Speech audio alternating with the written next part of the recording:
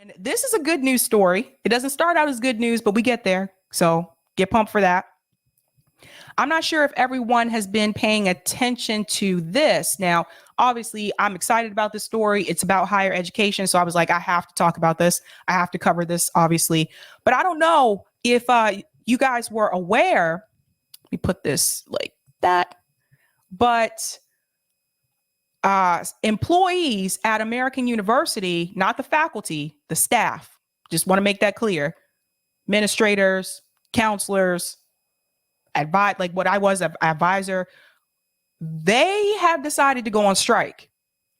Now, for those who are not aware, American University, it's in DC, pretty expensive school to go to. It's not like a Harvard where you're like $50,000 a year, but it's still pretty expensive. And right in DC.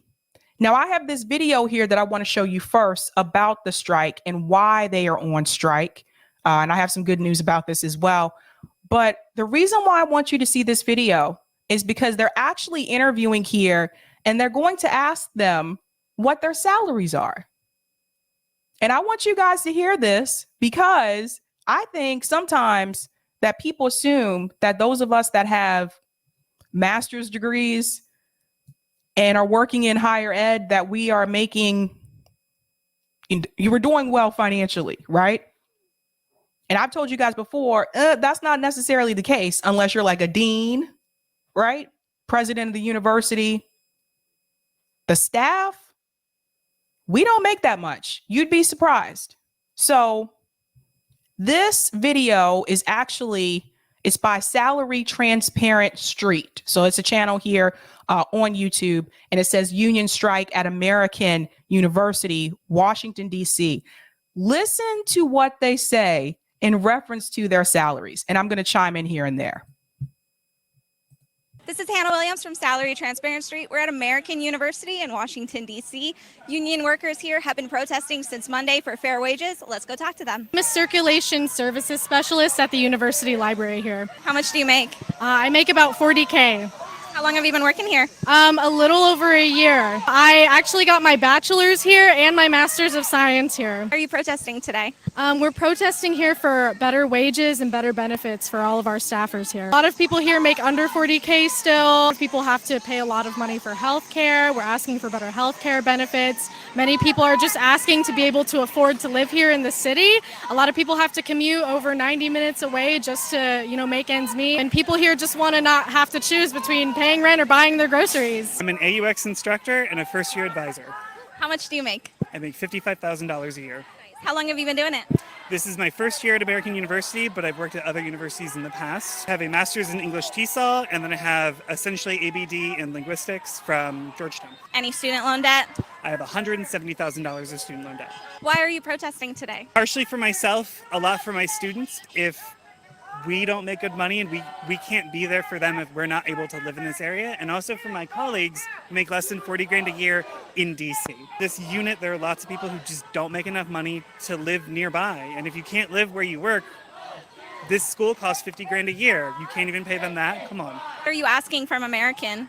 To increase the amount of money that they're paying people, the equivalent of what they would pay a new hire. We're asking to raise the healthcare cliff from 40 to 50,000 and to come back to the negotiating table in good faith. Tell everyone to sign the form and to force them to actually come back to the negotiating table in good faith. Okay. So many things to add in there. I'm going to chime in as well. This is Hannah Williams from Salary Transparent Street. We're at American University in Washington, D.C. Union workers here have been protesting since Monday for fair wages. Let's go talk to them. I'm a circulation services specialist at the university library here. How much do you make? I make about $40K. How long? $40,000 a year. So I was wrong. I see American University's tuition has increased. So he said it costs like $50,000 to go there now. $40,000 a year for her salary. And she works at a school that costs about $50,000 a year. This is the reality for a lot of people who are staff members in higher education. I can tell you this firsthand experience. When I worked at MIT, I knew people being paid $10 an hour. MIT, which has one of the largest endowments in Massachusetts, they were actually paying some people $10 an hour with a degree. Now, someone explain this to me, especially if you're in the chat and you live in the DC area. Let me know. Give me a whoop whoop. Last time I checked, housing and rent is pretty expensive in DC. If you're making $40,000 a year, how are you going to afford to live in DC? Unless you have multiple roommates. Same with Boston. Most people have roommates. How are you going to live off of that in DC? Somebody tell me. Huh? But you have some of these faculty members making six figures. And that's just for the teaching portion. That doesn't include the research. That doesn't include all the speaking engagements that they have that they also get paid for. You see how it's not fair? Let's go back in. Have you been working here? A little over a year. I actually got my bachelor's here and my master's of science here. Are you She has a master's degree and they're paying her $40,000 a year.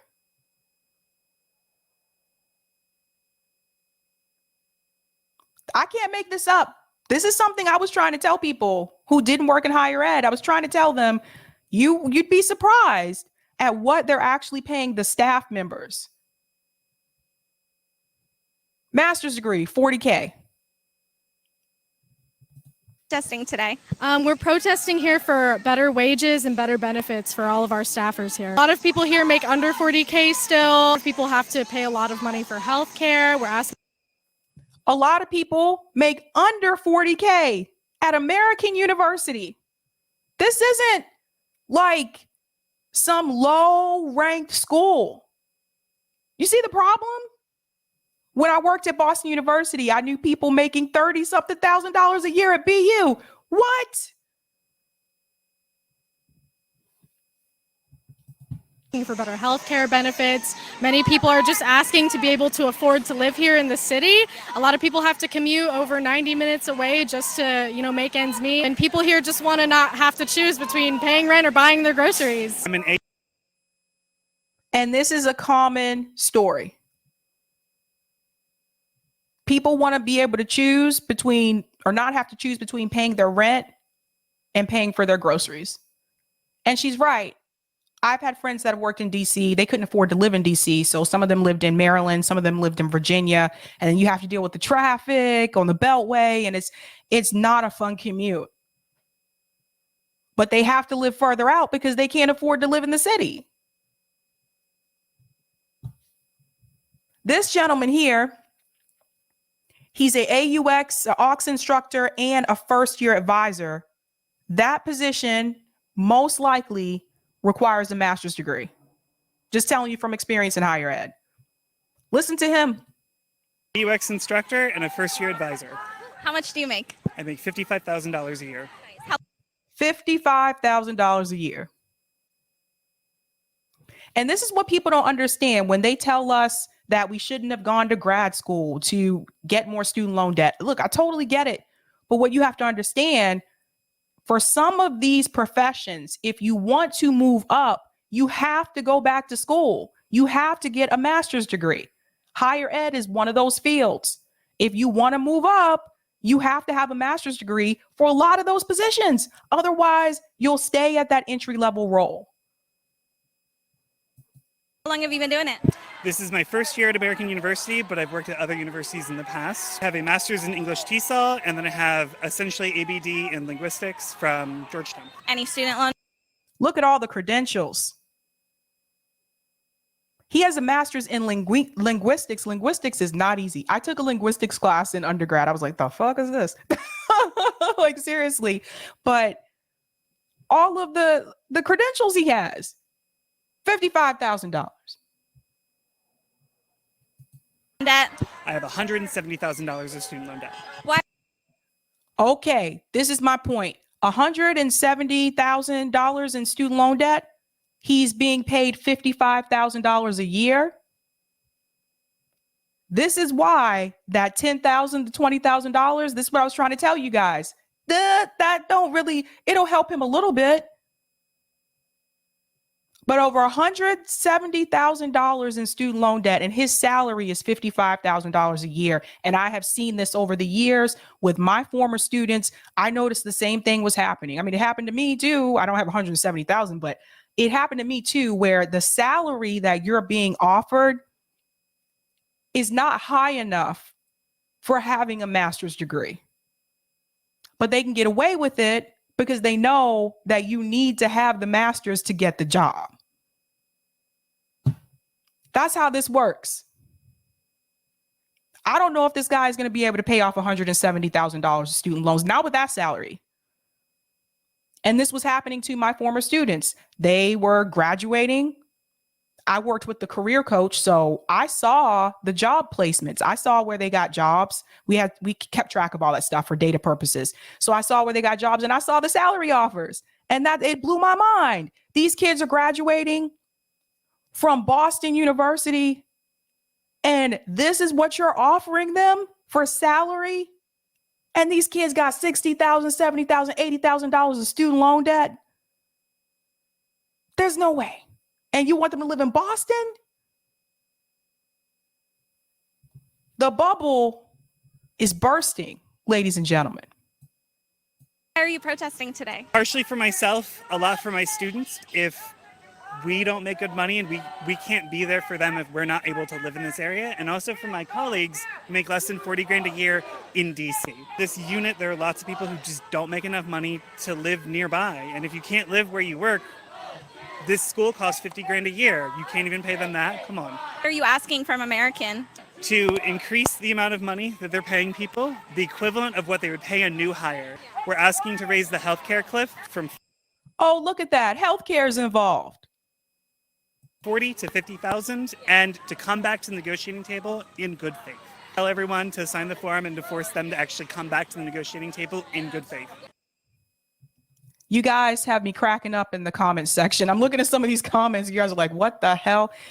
This is the reality for a lot of people in this country. What you just saw.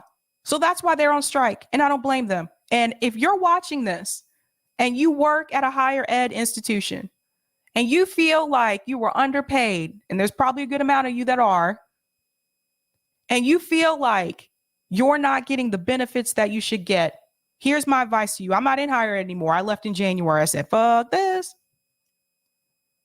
My advice to you is to organize with the other employees, your staff members that you have, and try to start some type of union or strike. If you can. I know sometimes financially not everyone can, but that's my advice to you, because these universities, they're never going to change on their own. They're not going to do good things for the staff members just because they think you deserve it. BU didn't start giving us some kind of leeway with working from home until they couldn't stop people from quitting because the turnover was so damn bad. You know that? For the president of the university to have a town hall because the turnover was that bad. They had to give people something to get them to stay. That's how bad it was. Now, here's the problem. After that, I felt like people gave in too quickly. Should have asked for more. That was my take on it. Now, that being said, I do have good news about the staff members that went on strike at American University. And this is from NPR. American University and its staffers reach an agreement over pay and benefits. Shout out to the people. Staffers at American University in DC have reached a settlement agreement after they went on strike this week over complaints of unfair working conditions and low wages. The deal increases pay and benefits for staff members of the university's provost office, according to the Service Employees International Union Local 500. The week-long strike was authorized after 2 years of bargaining failed to bring a contract that provided employees with better wages and equal pay. So I don't think the staff members were being irrational. They've been asking for better benefits for 2 years. They reached their breaking point. Let's go on. And this is from the AU Staff Union. After 468 days at the bargaining table, we've made history because we have a contract. Everyone who is watching this, if you work in higher ed, definitely pay attention to this. You can win. If you get enough people together, you organize, you can win. We have a contract. Thank you to our supporters, colleagues, faculty, comrades, and especially our students. We couldn't have done this without you. Agreement reached, strike ended, we shut it down. Always remember, ladies and gentlemen, always remember that these schools, they don't operate without you.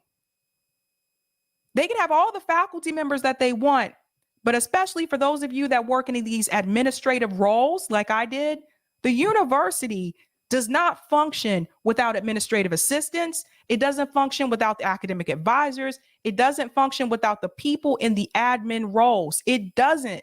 You have to have them. They are the backbone of the university. So just remember that. Let's go on here. So I'm very happy for them. I'm super excited. This is some good news. You know, every now and then, like, we need to hear some good news. And it says currently there are 550 staff members at the university, ranging from administrative staff, counselors, advisors, technicians, and coordinators who are represented by the SEIU 500.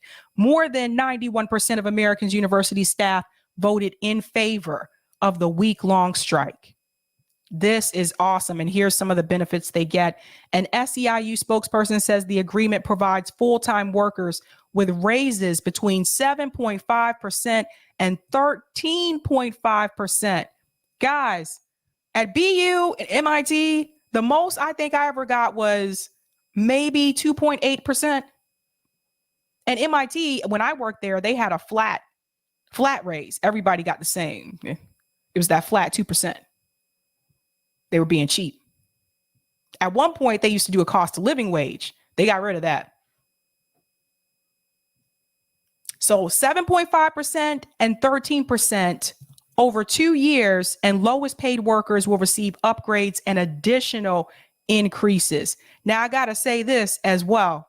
That goes to show you they could have done that all along, but they won't do it unless you put pressure on them to do so. So shout out, big hoop shout out to the AU strikers. You did the damn thing. And I'm going to show you something in reference to this as well.